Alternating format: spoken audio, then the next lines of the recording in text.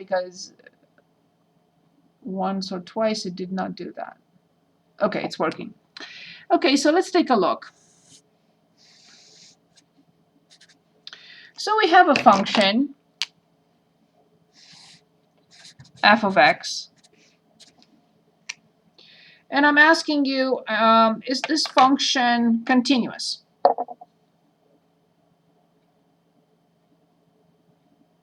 Yes, it is. It is continuous, of course. It's a continuous function. And let's suppose I find an interval, a and b,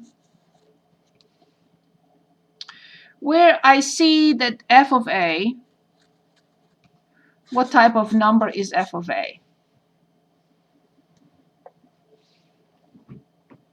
Negative. Excellent. And f of b, what type of number is f of b? Positive. Good. The intermediate, I'm going to write this in a moment. The intermediate value theorem states, this is a condensed version, if you want, or specific version of the intermediate value theorem. So as long as we are discussing or looking at a continuous function, and that continuous function is negative on one side and positive on the other, it can be the other way. It can be positive on this side and negative on the other side. There must exist a value, let's call it c, such that f of c is 0.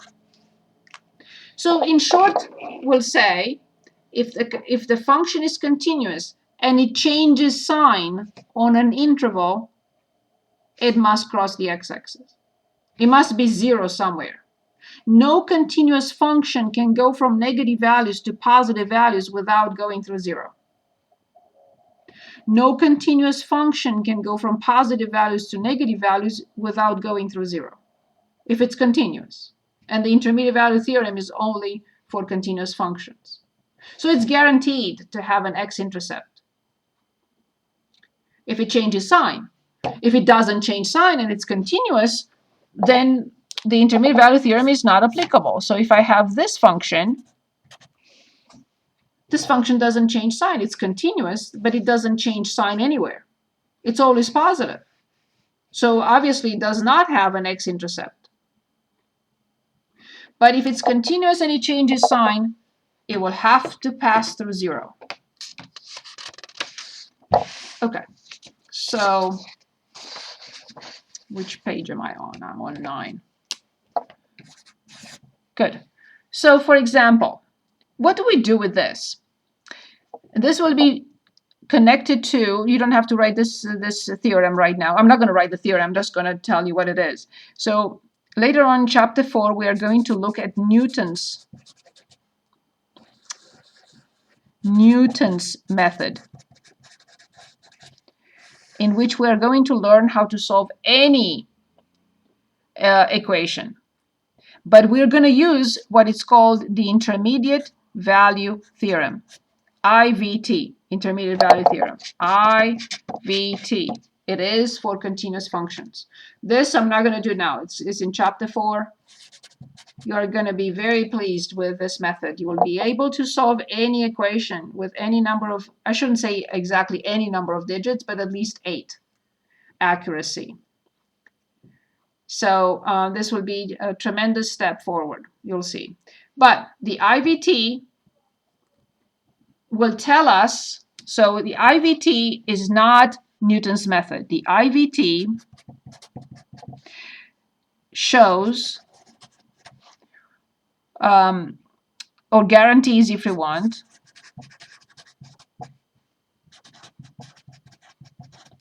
an interval, and we prefer 1 unit interval, not bigger than that. I don't want anyone to say between 0 and 10 there is a solution. No, no, no, no. I want you to say between 0 and 1, or between 1 and 2, or between 10 and 11, but a 1 unit interval in length. So the IVT, the intermediate value theorem, shows or guarantees an interval of 1 unit interval where an x-intercept exists for the continuous function. It does not give us the solution. Newton's method will. IVT only finds the interval for us. It tells us, look, this equation has a solution between 0 and 1, but it cannot determine it. It will not find it. Newton's method will.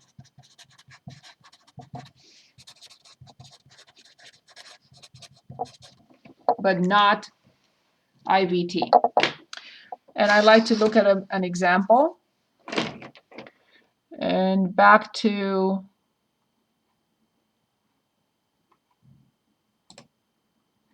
oh, I opened the wrong. Where is it? Okay, here it is. Where are you guys? I don't see you. I see you now. Sorry. Okay. So I want us to find the intermediate value theorem. Here it is. Use the IVT to show that there is a solution of the given equation in the specified interval. Here they are giving us they are specifying the interval for us. I want to go ahead and just determine where a solution exists without an interval. So that is slightly more difficult. Would you like to choose 59 or 60? 60. Okay, so in 60 we have natural log x equals 3 minus 2x. Okay. So we are asked to find an interval, a one unit interval for a solution. It may have more than one. I'm interested in one. So our first step is I have to create a function. What is my function? Well, this equation is the same with natural log x minus 3 plus 2x equals 0. And here is our function, but we have to have 0 on one side. So this is our f of x equals natural log x minus 3 plus 2x. In step 2, I start plugging in numbers. Not before I write the domain of this function. So this has no problem, this has no problem. Anyone remembers what is the domain of the natural log? The picture of the graph or the graph of natural log should be forever ingrained in our memory. Is it infinity? Say it again. Is it infinity or negative infinity? Okay, so it means that we have to graph natural log again. 0 to infinity. Excellent. Awesome. This is the graph of natural log. It has a vertical asymptote at 0, so it is 0 to infinity. Good. So I know where to start, and I cannot start at 0. Okay, so I'm going to share my screen. We are going to enter this function in the graphing calculator under y equals. Clear if you have anything else. Our function is natural log. Where is natural log x? Here it is. Close the parenthesis. Minus 3 plus 2x. At this point, we go to second and table.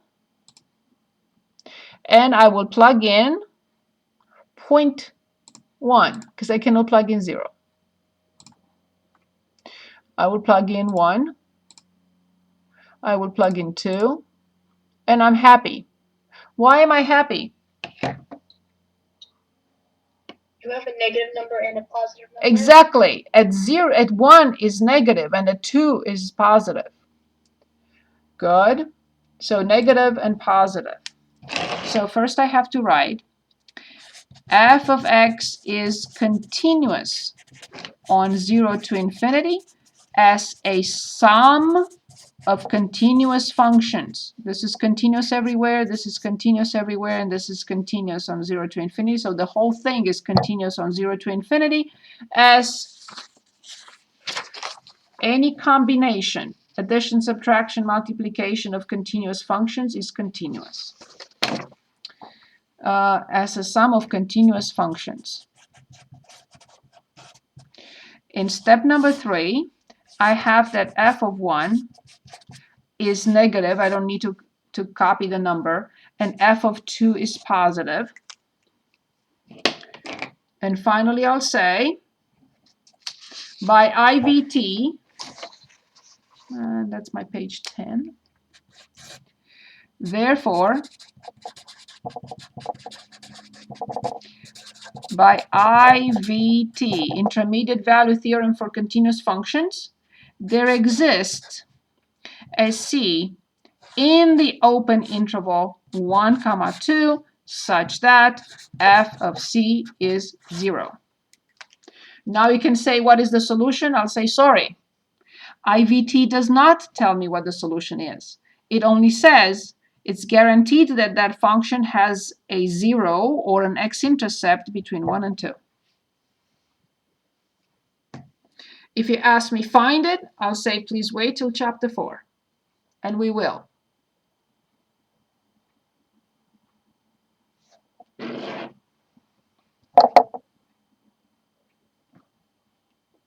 Any questions? Okay, let's choose one more with IVT. Where is my, what am I doing? Here it is.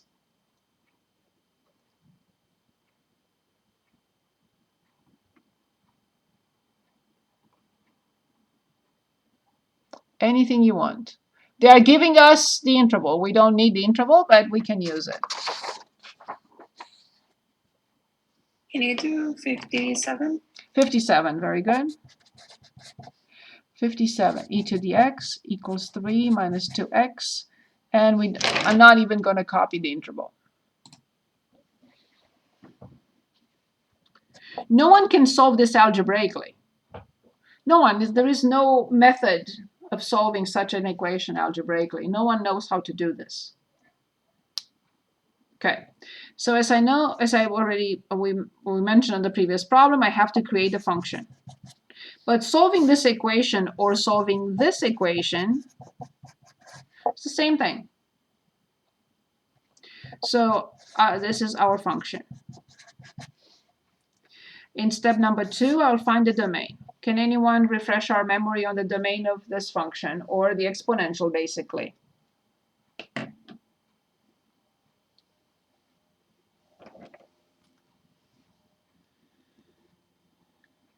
Anyone?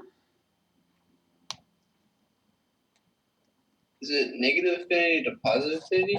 Exponential functions are very friendly. Thank you very much.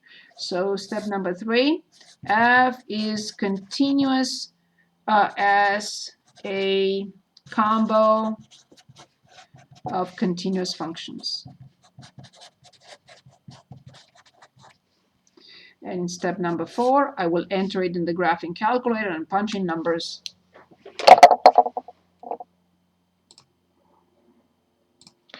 So here it is, in y equals, clear. I should have not, because it's the same, negative 3 plus 2x, but just e to the x. E to the x, and then minus 3 plus 2x.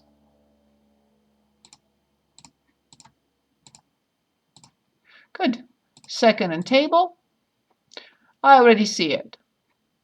So 0, enter, 1, enter. It's right there.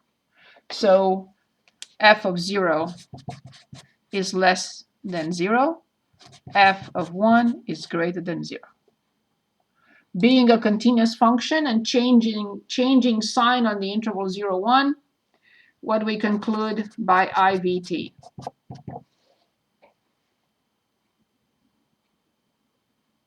There exists a value for C that is between 0 and 1. Open interval, not 0 and not 1, yes? Such that f of C must equal 0. That's it.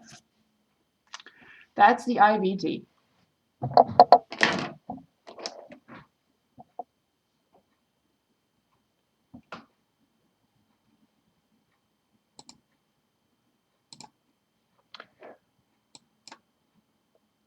Where is my book? Here. Okay. I know I'm looking at my phone because my phone is the only one that tells the time correctly. Okay, I see 5 minutes. Okay. So let me just give you the heads up what's next. Limits at infinity. We already talked about part of this, not everything, and we have to look at some situations with limits at infinity and horizontal asymptotes. And these two sections, 2.7 and 2.8,